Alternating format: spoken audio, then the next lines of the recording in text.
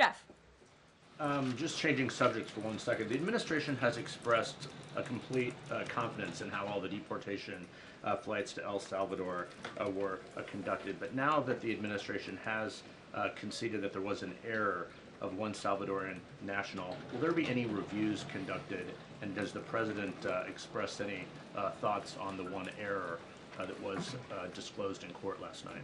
Well, first of all, the error that you are referring to was a clerical error. It was an administrative error. The administration maintains the position that this individual who was deported to El Salvador and will not be returning to our country was a member of the brutal and vicious MS-13 gang. That is fact number one. Fact number two, we also have credible intelligence proving that this individual was involved in human trafficking.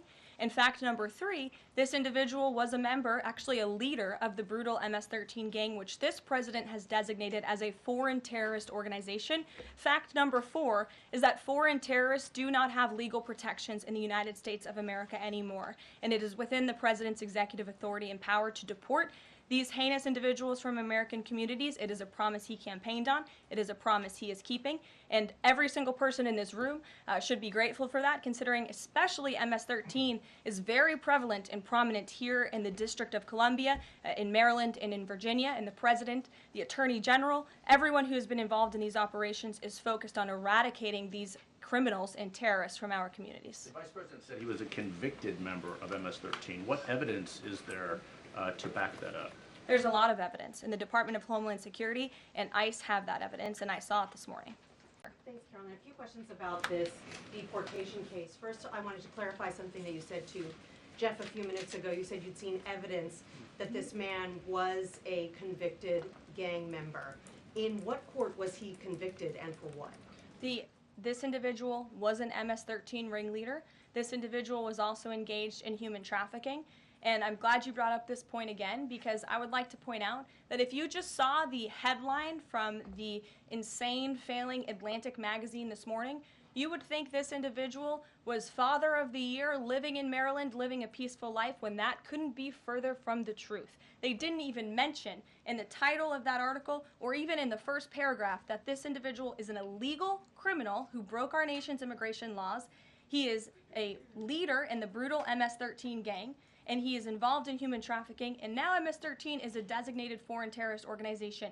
Foreign terrorists have no legal protections in the United States of America, and this administration is going to continue to deport foreign terrorists and illegal criminals from our nation's interior. But a judge ordered that he should remain in this country, so are you saying that it is okay to ignore a judge's ruling if you don't like it? Who does that judge work for? He's an immigration It was judge. an immigration judge who works for the Department of Justice at the direction of the Attorney General of the United States, whose name is Pam Bondi, who has committed to eradicating MS-13 from our nation's interior. And let me tell you why we've made this commitment. MS-13, may I remind each and every one of you, is a brutal and vicious gang. They raped and strangled a 20-year-old autistic woman to death in Maryland. They hacked 4 people to death with machetes in a park on Long Island. They have kidnapped, sexually tortured, and shot a teenage girl in Texas after she insulted them, allegedly. Killed and mutilated a 17-year-old girl in Virginia, stabbing him 16 times and cutting off his hands. They beheaded and cut out the heart of a man in Washington, D.C. They raped and murdered a 13-year-old girl in California. They sex trafficked a slew of young girls, including one who was just 12 years old. Raped an 11-year-old girl in Brooklyn while her brother was in the room. Sex trafficked a 13-year-old in Maryland and Virginia, miles away from this White House, even beating her 26 times on her backside with a baseball bat. Pressured homeless New Yorkers to undergo unnecessary surgeries such as spinal fusion in order to bolster their fraudulent lawsuits. These are vicious criminals. This is a vicious gang.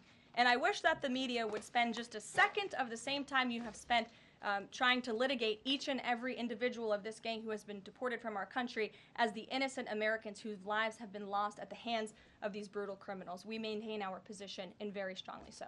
Thank you for watching. Make sure you subscribe to our YouTube channel and watch more videos from News Channel 20.